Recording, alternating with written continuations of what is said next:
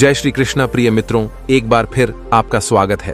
प्रिय दर्शकों, आज फिर एक नई कहानी, एक नया वीडियो लेकर के हम आए हुए हैं। आज की जो कहानी है, आज का जो प्रसंग है, ये बड़ा ही ज्ञानवर्धक है, बड़ा ही मोटिवेशनल है। प्रिय दर्शकों, एक कपोतक ने बताया कि चाहे कितने भी सगे हों, लेकिन किसी को भी यह 3 बातें कभी मत बताना, गरीबी आसपास भी नहीं भटकेगी।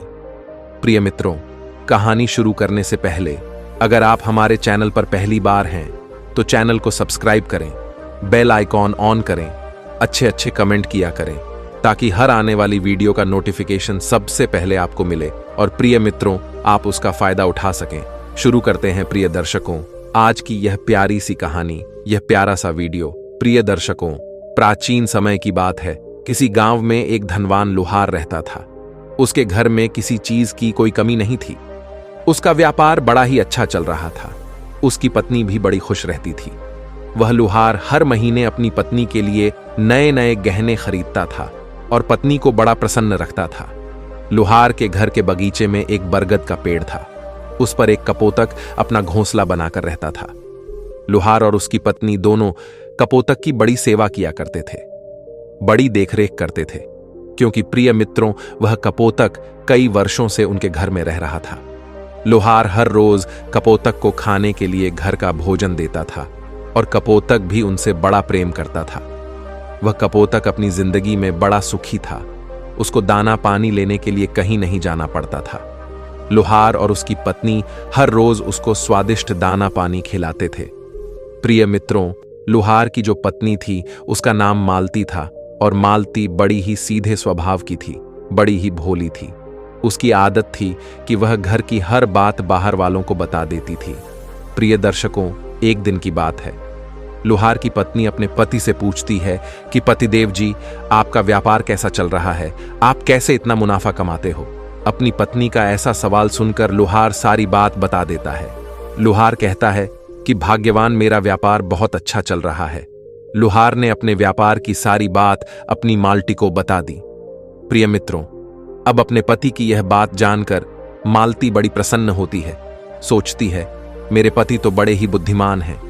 यह बात तो सारे गांव वालों को पता होना चाहिए कि मेरे पति इतने बुद्धिमान हैं और इतना ज्यादा धन कमाते हैं। प्रिय दर्शकों, अब वह लोहार की पत्नी पूरे गांव में इस बात को फैला देती है कि इस तरीके से हमारे पति पैसा कमाते हैं, धन कमाते हैं। प्रिय मित्रों, अब क्या था, गांव के कुछ लोगों को जब यह पता चलता है कि लोहार किस प्रकार धन अर्जित करता है, तो वह सभी अनाज का धंधा करने लगते हैं। प्रिय मित्रों, अब तो गांव के बहुत से लोग अनाज का व्यापार करने लग जाते हैं। इधर लोहार, जिसे कम दाम में अनाज खरीदता था, वह भी अपना अनाज महंगे दामों में बेचने लगता है। लोहार का धंधा थोड़ा कम चलने लगता है। लोहार को मुनाफा नहीं होता है और धीरे धीरे करके लोहार गरीब होता जाता है। लोहार का पूरा धंधा बैठ जाता है। यह देखकर सेठ बड़ा चिंतित हो जाता है, बड़ा दुखी हो जाता है।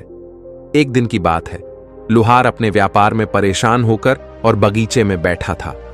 तभी वह कपोतक पक्षी उड़ता हुआ आता है और कहता है कि मालिक, क्या बात है, आज आप कुछ परेशान लग रहे हैं। तब लोहार बताता है कि हे कपोतक, मेरा व्यापार बहुत मंदा चल रहा है। मुनाफा बहुत कम हो गया है। नगर के बहुत से लोगों ने अनाज का धंधा करना शुरू कर दिया है, जिस कारण अब मेरा धंधा बैठता जा रहा है। प्रिय दर्शकों, सेठ की ऐसी बातें सुनकर कपोत कहता है कि सेठ जी, क्या आपने किसी को बताया था कि आप किस प्रकार अपना धन अर्जित करते हैं, किस प्रकार आप अपनी जीविका चलाते हैं? तब सेठ कहता है कि हाँ कपोतक, मैंने अपने पत्नी को सारी बात बताई थी। वह मुझसे पूछ रही थी कि आप इतना धन कैसे कमाते हैं। तब मैंने अपनी पत्नी को बताया था कि इस प्रकार मैं अनाज का व्यापार करके और धन अर्जित करता हूं। प्रिय मित्रों, अब क्या था, कपोतक को सारी बात समझ में आ जाती है। कपोतक कहता है कि मालिक जी, आपने बहुत बड़ी गलती कर दी है। आपको मालकिन जी से यह बातें नहीं करनी चाहिए थी। आज मैं आपको एक कहानी सुनाता हूं और इस कहानी के माध्यम से मैं आपको बताऊंगा कि चाहे कितने भी सगे हों, लेकिन यह 3 बातें कभी किसी को नहीं बतानी चाहिए। कभी गरीबी आपके आसपास भी नहीं भटकेगी। प्रिय मित्रों, अब कपोतक अपनी कहानी प्रारंभ करता है। कपोतक कहता है, एक समय की बात है, किसी नगर में एक गरीब किसान रहा करता था। वह इतना गरीब था कि अपने परिवार के लिए ठीक से भोजन नहीं जुटा पाता था।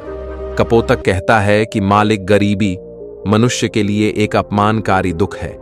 बिना धन के गृहस्थी और घर चलाना बड़ा मुश्किल है प्रिय मित्रों। कपोतक आगे कहता है कि सेठ जी, वह गरीब किसान जैसे तैसे अपने घर वालों का पेट पाल रहा था। कभी उनको भोजन मिल जाता था तो कभी भूखे पेट ही सोना पड़ता था। एक दिन उस गरीब किसान की पत्नी ने कहा, जी, अपने पास तो धन ही नहीं है। सुबह को खा ले तो शाम की उम्मीद नहीं है, शाम को खा ले तो सुबह की उम्मीद नहीं है। आखिर ऐसे कब तक चलेगा? मैं जैसे तैसे करके घर चला लूंगी, लेकिन आप धन कमाने के लिए परदेश चले जाइए। इस प्रकार से हमारे परिवार का गुजारा नहीं चलेगा। मनुष्य के पास चाहे कितना ही धन हो, लेकिन अगर उसके पास कोई काम नहीं है तो वह धन भी बेकार होता है। यदि हम कुछ करेंगे नहीं तो किस तरह से अपने बच्चों को पालेंगे? भूखे मरने से अच्छा है कि किसी की छोटी मोटी मजदूरी ही कर लो।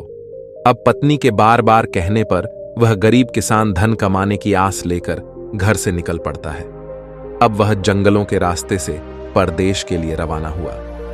चलते चलते वह एक जंगल में पहुंच गया। दूर की यात्रा तय करके आ रहा था। बेचारा थक चुका था तो उसने देखा कि आगे एक छायादार पीपल का पेड़ खड़ा है। उस पेड़ की लंबी लंबी शाखाएं थीं, उसकी जड़ जमीन को छू रही थी। शीतल छाया देखकर वह बेचारा गरीब किसान उस वृक्ष के नीचे बैठकर आराम करने लगा। प्रिय मित्रों, पीपल के नीचे वह आराम से लेटा हुआ था। तभी उसने देखा कि कहीं से एक सांप आया और वह सांप उसी पेड़ के ऊपर चढ़ गया। गरीब किसान उस सांप को ध्यान से देख रहा था। सोचने लगा कि यह सांप इस पीपल पर क्यों चढ़ रहा है और यह अब क्या करेगा। तभी उसने देखा कि उस पेड़ की डाल पर कबूतर और कबूतरी का घोंसला था। घोंसले में कबूतर और कबूतरी के बच्चे रखे हुए थे। सांप को देखकर कबूतर और कबूतरी के बच्चे डर के मारे चिल्लाने लगे। वह गरीब किसान देखते ही समझ गया कि यह दुष्ट सांप इन बच्चों को खाने आया है। सोचने लगा कि मैंने तो इन बच्चों को देख लिया है, अगर अब मैं इन्हें नहीं बचाता हूं तो मुझे बहुत पाप लगेगा। बच्चे तो बच्चे होते हैं, चाहे मनुष्य के हो या किसी पक्षी के हो। बच्चों की सदैव रक्षा करनी चाहिए। उधर सांप उन बच्चों के नजदीक पहुंच जाता है। तभी वह गरीब किसान उठा और खट से पीपल पर चढ़ गया। उसने उस सांप को मार दिया और नीचे फेंक दिया और फिर उसी पीपल के नीचे आकर लेट गया। कबूतर और कबूतरी के बच्चे अपनी रक्षा करने वाले उस गरीब किसान को मन ही मन बहुत दुआएं देने लगे। प्रिय मित्रों, इधर कबूतर और कबूतरी उसी समय अपने बच्चों के पास आते हैं। अपने माता पिता को अपने पास आया देखकर कबूतर कबूतरी के बच्चे बहुत प्रसन्न होते हैं और वह उन्हें पूरी घटना बताते हैं कि आज इस पेड़ के नीचे जो मनुष्य लेटा है, यह मनुष्य तो आज हमारे लिए देवदूत बनकर आया है। हमें खाने के लिए एक भयंकर सांप आया था। इसी व्यक्ति ने उस भयानक सांप को मारकर हमारे प्राण बचाए हैं। हम इसके आरणी हो गए हैं। यदि यह व्यक्ति उस सांप को नहीं मारता तो आज हम घोंसले में जीवित नहीं होते। इसका हम पर बड़ा एहसान हो गया है। अपने बच्चों के मुख से उस मुसाफिर की प्रशंसा सुनकर कबूतर और कबूतर की पत्नी बड़े खुश होते हैं। वह दोनों उस गरीब किसान के पास पहुंचे और बोले, तुमने आज हमारे बच्चों की जान बचाकर हमें अपना आरणी बना लिया है। आप कौन हो और कहां जा रहे हो? कबूतर और कबूतर की पत्नी के पूछने पर वह गरीब किसान कहता है, हे पक्षियों, मैं एक गरीब आदमी हूं और धन कमाने के लिए परदेश जा रहा था। सफर का हारा थका था तो इस पीपल की छाया में बैठकर आराम करने लगा तो मैंने देखा कि एक दुष्ट सांप तुम्हारे बच्चों को खाने के लिए तुम्हारे घोंसले के पास जा रहा था। मैंने उसे मार डाला। कबूतर और कबूतर की पत्नी दोनों साथ में बोले, भाई, तुमने हम पर बहुत बड़ा उपकार किया है। संसार में सबसे बड़ी खुशी बच्चों की होती है। बच्चों से अधिक प्रिय तो किसी को कोई नहीं होता। आप भी तो धन कमाने अपने बच्चों के लिए ही तो जा रहे हैं। अब आपने हमारे बच्चों की जान बचाई है तो हम आपके बच्चों की भूख मिटाना चाहते हैं। तब उन्होंने बताया कि हम दोनों कबूतर और कबूतरी नाम के पक्षी हैं। हम हमेशा कीमती मोती खाते हैं और हमने सुना है कि यह मोती इंसानों के लिए बहुत मूल्यवान होते हैं। हम तुम्हें कुछ मोती देते हैं, तुम उन्हें बेचकर बाजार से कुछ खाने पीने का सामान ले आओ और आज से तुम यहीं रहकर हमारे बच्चों की देखभाल करते रहना। हम तुम्हें इसी तरह से रोज यह कीमती मोती लाकर देते रहेंगे।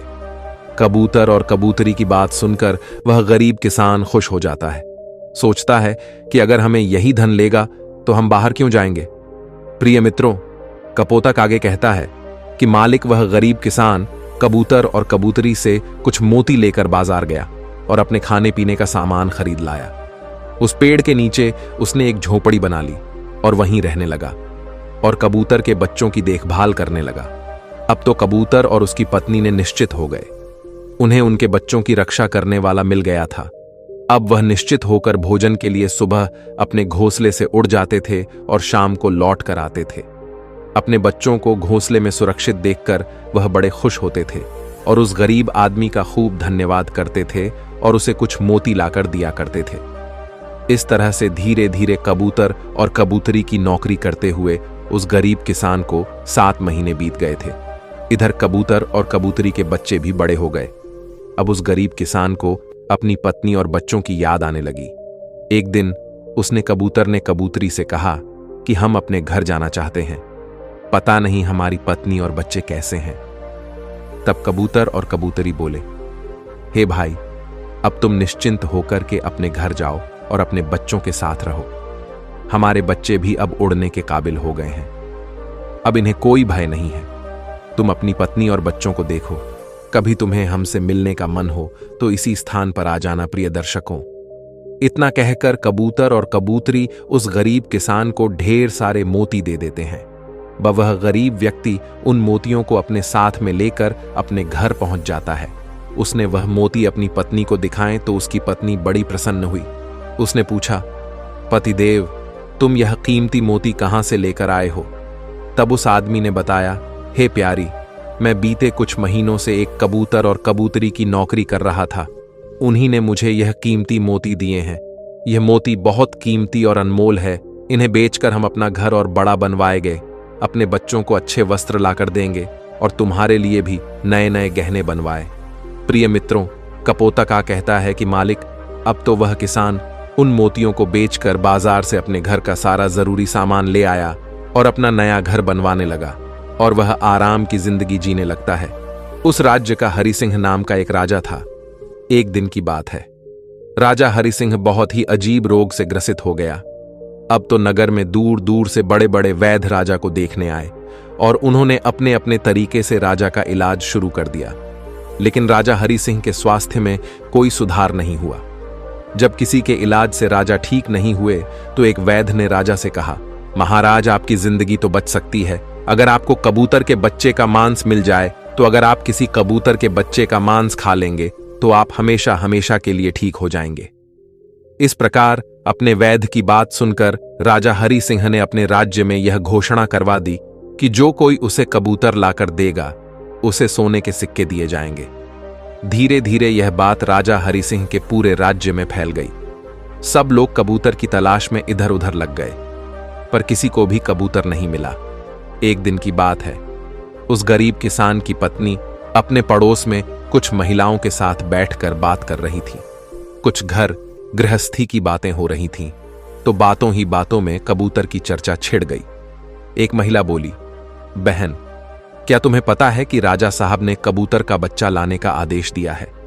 कबूतर को लाना कोई इतना आसान काम नहीं है। जब गरीब किसान की पत्नी ने अन्य महिलाओं के मुंह से सुना कि यहाँ के राजा साहब बीमार हैं और राजा साहब ने यह घोषणा की है कि जो कोई उन्हें कबूतर का बच्चा लाकर देगा तो राजा साहब उसे सोने के सिक्कों से माला माल कर देंगे।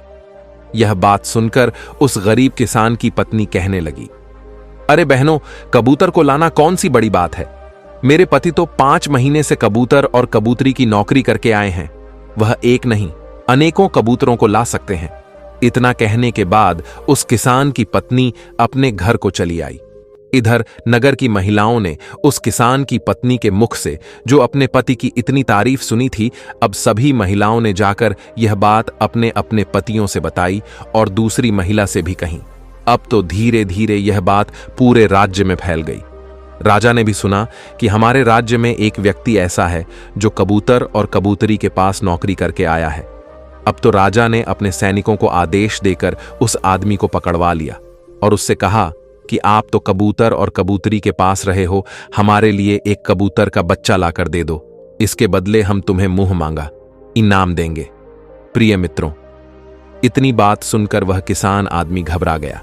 कहने लगा, महाराज, आप मेरे प्राण ले लो, पर मैं आपको कबूतर के बच्चे लाकर नहीं दे सकता।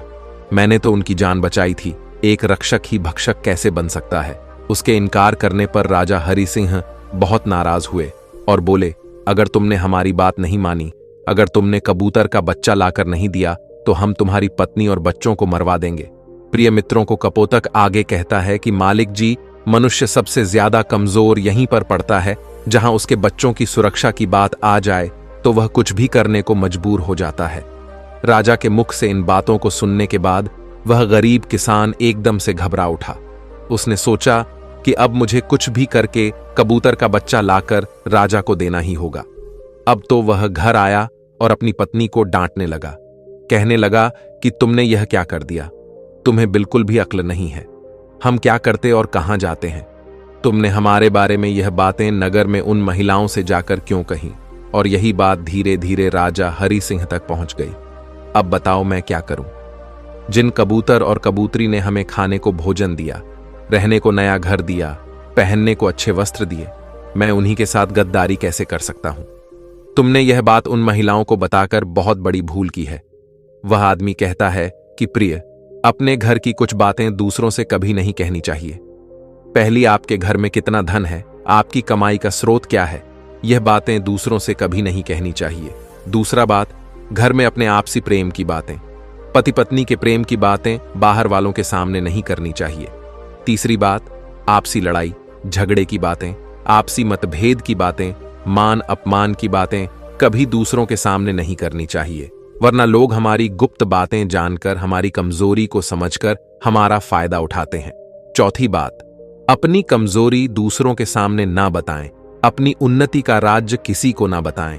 जिन बातों के कहने से आपके परिवार पर दुख आ जाए, वह बातें कभी बाहर नहीं करनी चाहिए। खास करके उन बातों को अपनी स्त्री से ना कहे जिन बातों से घर की मान प्रतिष्ठा नष्ट होती हो, परिवार पर संकट आता हो, किसी की जान जाती हो, परिवार में फूट पड़ती हो, आपसी रिश्ते खराब होते हो, क्योंकि कहते हैं महिलाओं के पेट में इस तरह की बातें पचती नहीं है। अब वह गरीब किसान बोला, प्रिय, तुम्हारी यह गलती आज हमारे परिवार को मौत के मुंह में डाल रही है। यदि तुमने इस बात को छुपा लिया होता तो आज हम निर्भय होकर के अपने घर में आनंद की जिंदगी जी रहे होते। अब महाराज की आज्ञा है तो कबूतर का बच्चा लाकर महाराज को देना ही पड़ेगा, लेकिन ऐसा करने से मैं पापी कहलाऊंगा। जिन बच्चों की मैंने इतने दिन देखभाल करी, जिन्हें मैंने मरने से बचाया, अब मैं उन्हें किस प्रकार मौत के मुंह में डाल सकता हूं। पत्नी कहने लगी, पतिदेव, अब जो भी हो, लेकिन हमें अपनी और बच्चों की जिंदगी बचानी है, तो आपको यह पाप करना ही पड़ेगा। अब तो बड़ा लाचार होता हुआ वह गरीब किसान जंगल की ओर चल पड़ा, जहां वह कबूतर के बच्चों की देखभाल करता था। उधर जब कबूतर और कबूतरी और उनके बच्चों ने उस गरीब किसान को अपने पास आता हुआ देखा, तो वह बड़े खुश होने लगे। अपने बच्चों को अत्यंत खुश देखकर कबूतर और उसकी पत्नी कबूतरी कहने लगे, अरे बच्चों, तुम इतने खुश क्यों हो रहे हो? वह तो तुम में से किसी एक को लेने आ रहा है। तुम में से ऐसा कौन है जो आज उसके साथ जाकर उसकी और उसके बच्चों की जान बचाएगा? कबूतर कहता है कि बच्चों, लेकिन एक बात याद रखना, तुम में से जो भी उसके साथ जाएगा वह कभी लौट कर नहीं आएगा। वह नगर के राजा हरि सिंह का भोजन बन जाएगा। प्रिय मित्रों, तब कबूतर के बच्चों ने पूछा कि आप ऐसा क्यों कह रहे हैं? तब कबूतर बताता है कि बच्चों, यहां का जो राजा है वह बीमार पड़ गया है और वैद्य ने उसे कबूतर के बच्चे का मांस खाने को कहा है। इसलिए तुम में से किसी एक को वह लेने के लिए आया है। तुम में से कोई उसके साथ जाने को तैयार है तो वह जा सकता है। तभी उनमें से एक बच्चा कहने लगा कि हे माता पिता, उस आदमी ने ही हम सबकी जिंदगी बचाई है और आज वह आदमी बहुत बड़ी मुसीबत में है। ऐसे में हमें भी उसकी मदद करनी चाहिए, चाहे हमारी जान ही क्यों ना चली जाए, लेकिन हम उसके साथ जरूर जाएंगे। उधर वह आदमी उस पीपल के पेड़ के नीचे आता है और कबूतर और कबूतरी को अपना दुख बताता है। तब कबूतर और कबूतरी कहते हैं, हे भाई, तुम चिंता ना करो, हमारे बच्चे तुम्हारे साथ जाने के लिए तैयार हैं। तुम इनमें से किसी एक को ले जाओ प्रिय मित्रों। अब तो वह गरीब किसान आदमी उनमें से एक कबूतर के बच्चे को लेकर लौट जाता है और राजा को ले जाकर दे देता है। राजा उस कबूतर के बच्चे को एक पिंजरे में बंद करता है और अपने नौकर को रखने के लिए कह देता है। राजा हरि सिंह कहता है कि हम इसे सुबह निकालेंगे, फिर उसके बाद इसके मांस को खा जाएंगे। प्रिय मित्रों, नौकर इधर पिंजरा लेकर महल में देता है। प्रिय मित्रों, अब क्या होता है कि राजा हरि सिंह का एक पुत्र था। वह पशु पक्षियों से बहुत प्रेम करता था। उसे कुछ नहीं पता था कि यह कबूतर पिता के खाने के लिए लाया गया है। वह मित्रों के साथ उसी जगह पर खेल रहा था जहां कबूतर का बच्चा पिंजरे में कैद था। राजकुमार ने जब एक सुंदर से कबूतर को पिंजरे में बंद देखा तो राजकुमार उसके साथ खेलने लगा। तभी छोटा राजकुमार का एक मित्र से कहता है कि मित्र, तुम इस पक्षी को बाहर निकालो। यह कितना सुंदर नन्हा कबूतर है। पिंजरे में इसका रहना बिल्कुल सही नहीं है। हम इसे आजाद कर देते हैं। अब इस प्रकार अपने मित्र की बातें सुनने के बाद राजकुमार ने उस कबूतर के बच्चे को पिंजरे से बाहर निकाल दिया। प्रिय दर्शकों, जैसे ही वह पिंजरे को खोलता है तो वह कबूतर का बच्चा आकाश में उड़ जाता है। अब तो धीरे धीरे यह बात राजा तक पहुंची कि आपके राजकुमार ने उस कबूतर को छोड़ दिया है और अब आपके प्राण बचाना बड़ा ही मुश्किल है। यह बात सुनकर राजा को बड़ा क्रोध आ। राजा ने तुरंत राजकुमार को अपने पास बुलाया और गुस्से में उससे बोला, अरे नादान पुत्र, तूने उस कबूतर के बच्चे को क्यों छोड़ दिया? छोटा राजकुमार बहुत घबरा जाता है और कहता है, पिताजी, मुझे क्या पता था कि वह उड़ जाएगा। मैं तो उसके साथ खेलना चाहता था। अपने पुत्र की बात सुनकर राजा हरि सिंह को उस पर बड़ा क्रोध आता है। राजा उसे नगर से निकालने का आदेश दे देता है। प्रिय मित्रों, अब तो राजा के सैनिक राजा के पुत्र को ले जाकर और नगर की सीमा से बाहर छोड़ देते हैं। उधर वह कबूतर का बच्चा उड़कर अपने माता पिता के पास पहुंचता है और सारी बात बताता है कि मुझे राजा के पुत्र ने आजाद कर दिया है। कबूतर और कबूतरी ने जब अपने बच्चे को देखा तो कहा कि पुत्र, राजा के बेटे ने तुम्हें तो आजाद कर दिया, पर वह स्वयं संकट में फंस गया है। उसके दुष्ट पिता ने उसे नगर से बाहर निकाल दिया है। अब उसकी जिंदगी की जिम्मेदारी तुम्हारे ऊपर है। तुम जाओ, जाकर उसकी मदद करो। मित्रों, कबूतर और कबूतरी का बच्चा उस राजकुमार की मदद करने के लिए उसके पास पहुंच जाता है। राजकुमार उसे देखते ही समझ जाता है कि यह तो वही पक्षी है जिसे मैंने पिंजरे से आजाद किया था। नन्हा राजकुमार कहता है, हे पक्षी, तुम्हारी वजह से मुझे मेरे पिता ने राज्य से निकाल दिया है। अब तुम ही बताओ, मैं क्या करूं, कहां जाऊं? तब कबूतर का बच्चा कहता है, राजकुमार, तुम चिंता मत करो। तुमने मेरी जान बचाई थी, इसीलिए मैं तुम्हारी मदद करने आया हूं। दुख सुख में अब मैं तुम्हारे साथ ही रहूंगा। प्रिय मित्रों, अब तो राजकुमार खुश हो जाता है, क्योंकि उसे एक पक्षी ही सही, कम से कम एक साथी तो मिल ही गया था। अब तो वह कबूतर का बच्चा और राजकुमार दोनों एक दूसरे नगर में घूमने लगते हैं। चलते चलते वह दोनों राज्य के एक सुंदर बगीचे में पहुंच जाते हैं। उसी बगीचे में वहां के राजा की पुत्री भी अपनी सखियों के साथ भ्रमण के लिए आया करती थी। उस राज्य के राजा की कन्या का नाम देविका था। राजकुमारी देविका बड़ी ही सुंदर और गुणवान थी। उसकी खूबसूरती की चर्चाएं पूरे नगर में हुआ करती थीं। राजकुमार और कबूतर का बच्चा उस बगीचे में बैठे हुए थे। तभी वहां राजा की कन्या राजकुमारी देविका अपनी सखियों के साथ बगीचे में भ्रमण के लिए आती हैं। तो राजकुमारी देविका को देखकर राजकुमार तो पेड़ के पीछे छुप जाता है और वह कबूतर का बच्चा राजकुमारी के सामने पहुंच जाता है।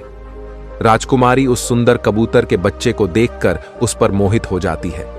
वह उसे पकड़ना चाहती है, लेकिन वह बच्चा उसकी पकड़ में नहीं आता है। इधर राजकुमार राजकुमारी की सुंदरता पर मोहित हो जाता है। प्रिय मित्रों, कुछ समय बगीचे में टहलकर राजकुमारी देविका अपने महल में लौट जाती है। राजकुमार पूरी तरह से राजकुमारी पर मोहित हो गया था। अब तो उसे एक पल भी अच्छा नहीं लग रहा था। तब कबूतर के बच्चे ने कहा, मित्र, तुम चिंता मत करो। तुम जिसे चाहने लगे हो, मैं तुम्हें उससे मिलवा दूंगा। राजकुमार बोला, मित्र, तुम मुझे कुछ भी करके उस राजकुमारी से मिला दो, मैं उसके बिना अब रह नहीं पाऊंगा। चिढ़ा बोला, मित्र, तुम मुझ पर भरोसा रखो। मैं पता लगाकर आता हूं कि राजकुमारी कहां रहती है और उससे तुम कैसे मिल सकते हो। प्रिय मित्रों, अब तो कबूतर का नन्हा बच्चा राजकुमारी देविका के पास जाता है राजकुमारी के महल में चारों तरफ सिपाही लगे हुए थे, लेकिन कबूतर का बच्चा उड़ता हुआ ऊपर से जाता है और वह जाकर राजकुमारी के कक्ष के बाहर बैठ जाता है। नन्हा पक्षी वहां से सब नजारा देखता है और सारी बात आकर राजकुमार को बताता है और कहता है, मित्र, राजकुमारी का नाम देविका है। वह बहुत गुणवान और दयालु है, लेकिन मित्र महल में जाकर तो राजकुमारी देविका से मिलना बड़ा मुश्किल है। तुम एक काम करो, अपना रुमाल मुझे दे दो।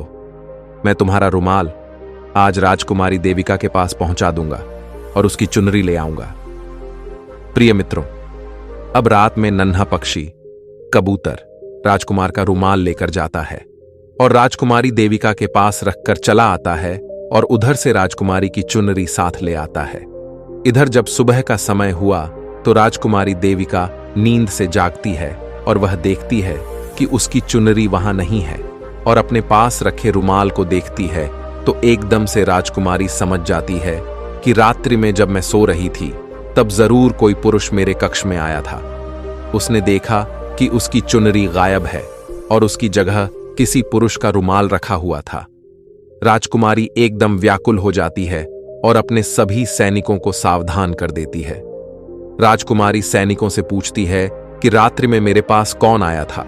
तब किसी के पास कोई जवाब नहीं था। अब तो राजकुमारी के कक्ष की सुरक्षा और ज्यादा बढ़ा दी जाती है।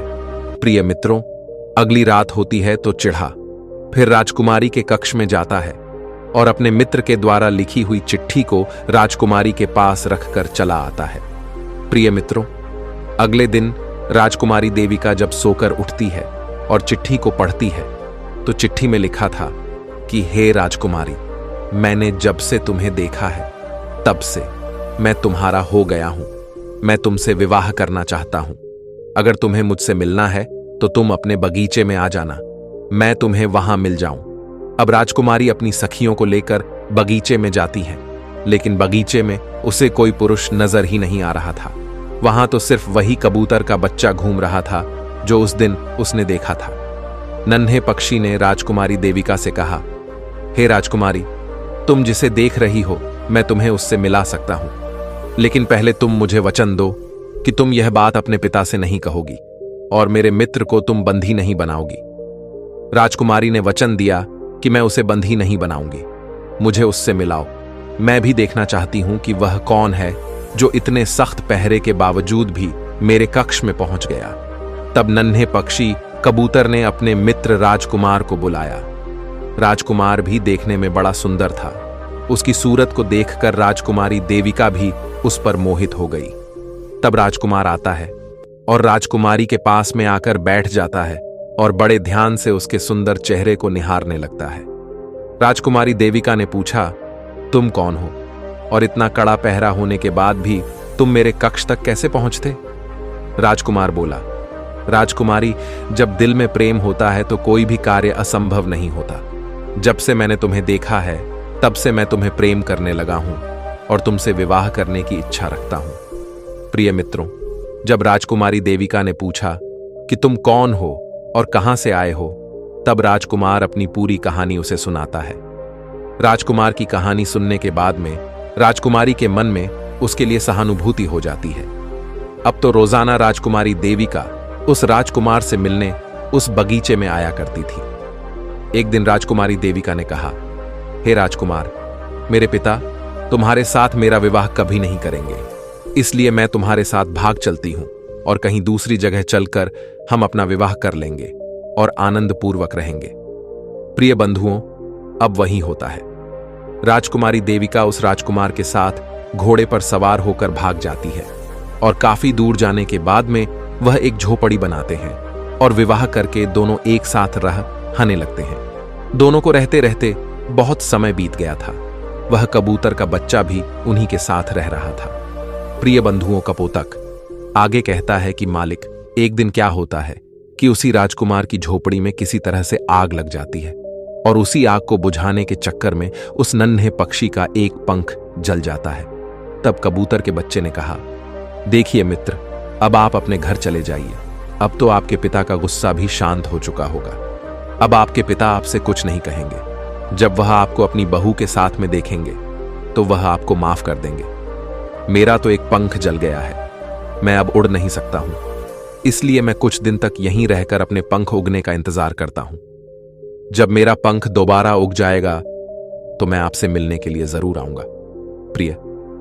इस प्रकार से वह दोनों राजकुमार और उसकी पत्नी राजकुमारी देविका अपने राज्य के लिए चल देते हैं। चलते चलते रास्ते में एक नदी पड़ती है। उस नदी पर एक नाविक नाव चलाता था।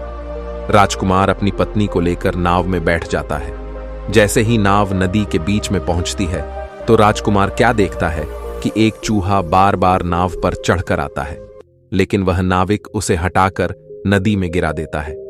कई बार उस चूहे को उस नाविक ने हटा दिया तो राजकुमार कहने लगा कि अरे, यह बेचारा इस प्रकार से तो जल में डूबकर मर जाएगा।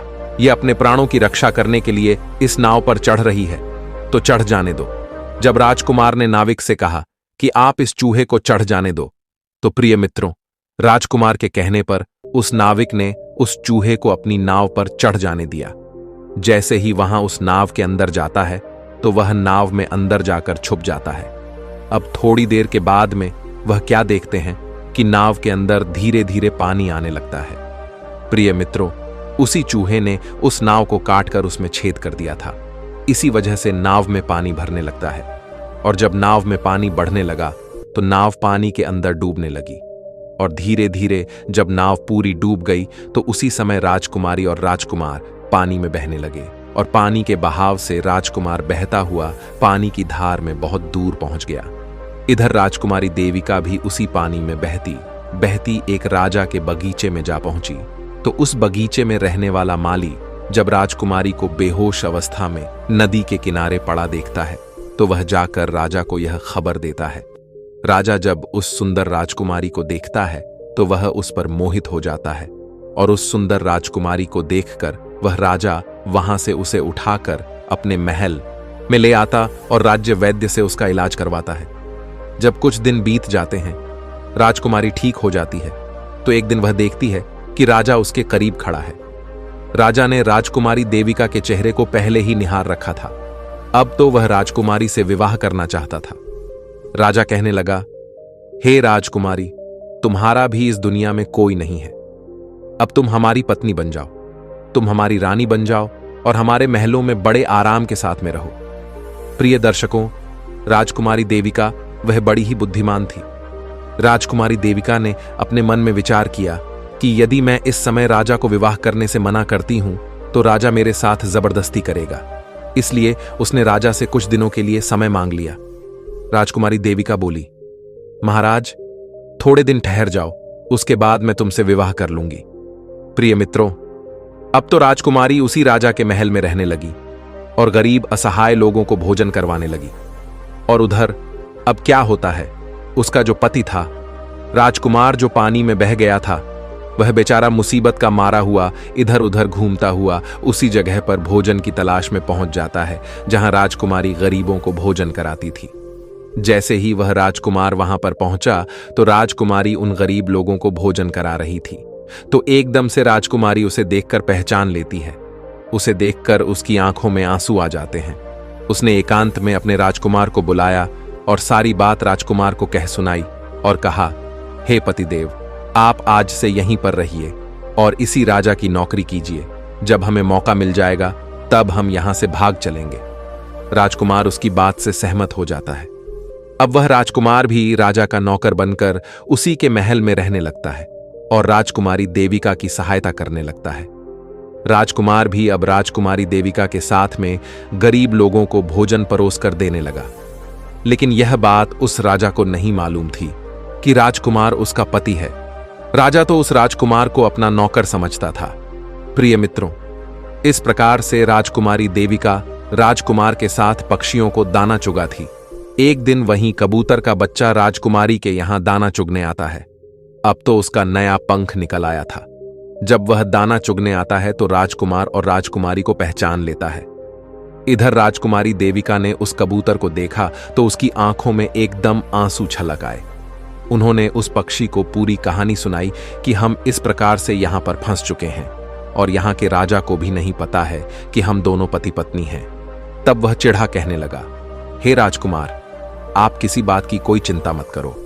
आज इस राजा के सभी सैनिक सो जाएंगे तो हम उसी समय तुम्हें यहां से निकालकर तुम्हारे पिता के घर पहुंचा देंगे। प्रिय मित्रों, वही हुआ जब रात होती है तो राजा के सभी सिपाही गहरी निद्रा में सो जाते हैं। जब सभी सैनिक सो गए तो उसी समय पर मौका देखकर राजकुमारी देविका और राजकुमार उस महल से निकल चलते हैं और वहां से निकल रात ही रात में वह राजकुमार अपने पिता हरि सिंह के राज्य में पहुंच जाता है। राजकुमार अपनी पत्नी को साथ लेकर अपने पिता के पास पहुंचा। उन्हें देख करके राजकुमार का पिता अब बड़ा प्रसन्न हुआ। उसे अपनी करनी पर पश्चाताप हुआ कि मैंने अपने पुत्र को नगर से निकालकर बहुत ही बुरा किया। वह बाप अपने पुत्र से क्षमा मांगता है। तब राजकुमार ने बताया, हे पिताजी, मेरी रक्षा उसी नन्हे कबूतर ने की जिसे तुम मारकर खा जाना चाहते थे। उसी ने मेरे प्राण बचाए हैं, उसी ने मुझे शत्रुओं से छुटकारा दिलाया है। राजकुमार के मुख से उस कबूतर की बात सुनकर राजा हरि सिंह बड़ा प्रसन्न होता है और उसी दिन से राजा ने यह प्रण किया कि आज से कोई भी हमारे राज्य में पशु पक्षियों को नहीं मारेगा और सारे लोग पशु पक्षियों को दाना देंगे। प्रिय दर्शकों, इतनी कहानी कपोतक लोहार जी को सुनाता है और बताता है कि देखा, मालिक जी इस प्रकार कुछ बातें बताने पर जीवन में घोर संकट आ सकता है, इसलिए यह बातें किसी को भी नहीं बताना चाहिए। जैसे आपने अपनी पत्नी को बताया कि आप किस प्रकार धन अर्जित करते हैं और आज आपका व्यापार खतरे में है। प्रिय मित्रों, लोहार को अपनी गलती का एहसास होता है और वह अपनी पत्नी को समझाते हैं कि तुम इन बातों को किसी को मत बताया करो। तो प्रिय दर्शकों, हमारी आज की यह कहानी यहां समाप्त होती है। हम उम्मीद करते हैं कि आपको हमारी आज की यह कहानी, हमारा आज का यह वीडियो बहुत पसंद आया होगा और आप इससे ढेर सारी प्रेरणा लेंगे। मिलते हैं अगले वीडियो में, तब तक के लिए नमस्कार, धन्यवाद।